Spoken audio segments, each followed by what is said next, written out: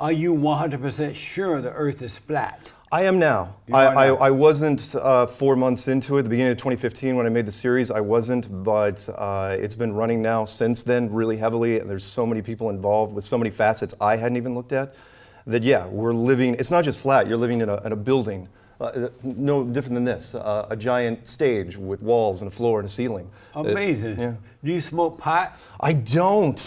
I don't, but that's a good question. And so, Dr. Jeff, you believe the Earth is round. I do, yes. And are you 100% sure the Earth is round? To the best I can measure it, yes. You don't believe it's flat at all? I do not, no. When did you hear that the Earth was flat? And what was your first impression when you heard it? I guess the first time I heard it, I mean, you know, I hear lots of things, and so I was like, oh, kind of interesting. I don't know why somebody would think that. Or so I've kind of looked at it a little bit. And what I find interesting, if I'm honest about it, when you first start looking at some of the things, the evidence they put out is kind of compelling and hard to wrestle with at some of it. And but as I've looked through certain key places or places where they say, okay, this is evidence of flat, as I've dug into the details, I find it not so convincing after I've looked at some more of the details. What's not convincing about it?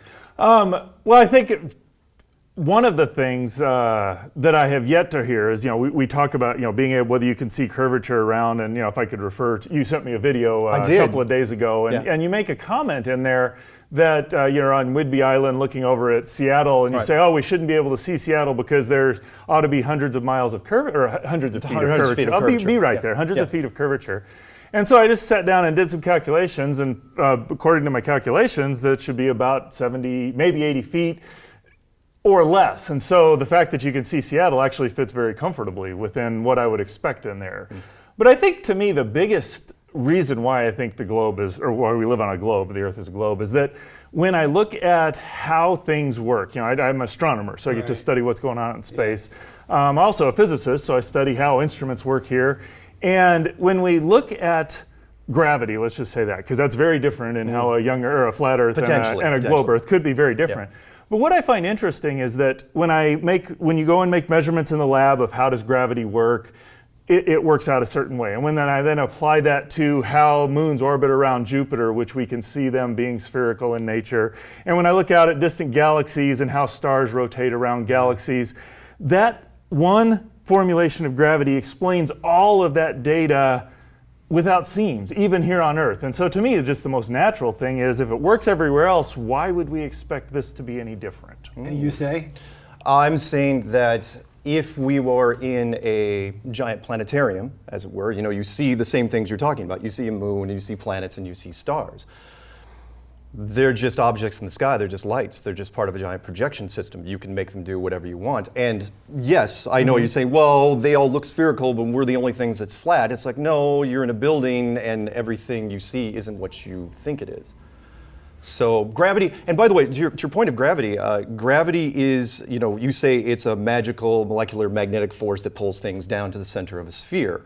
No, I don't say that. Well, okay, most mainstream science. I mean, even the most public of mainstream science, Neil deGrasse Tyson, even he says, no, we can't tell you what gravity is. We can only tell you what it does. We can only tell you the symptoms of it. And so they say, oh yeah, it's a force that pulls things down to the center of a globe. And we say, well, it's a force that pulls things down to, you know, a flat surface. And let me clarify here, because there's some people are going to say, you know, what is the flat Earth? And would you mind, Kelly? Can I see the models real quick? You know, we're shown this when we're 6 years old, and this is the ball, and it's that's the Earth, the round Earth. Yeah, exactly. Spherical Earth spinning at 1,000 miles an hour, going around the sun at 50, 60,000 miles an hour, and the whole solar system is going sideways at 500,000 miles an hour, and so on and so on.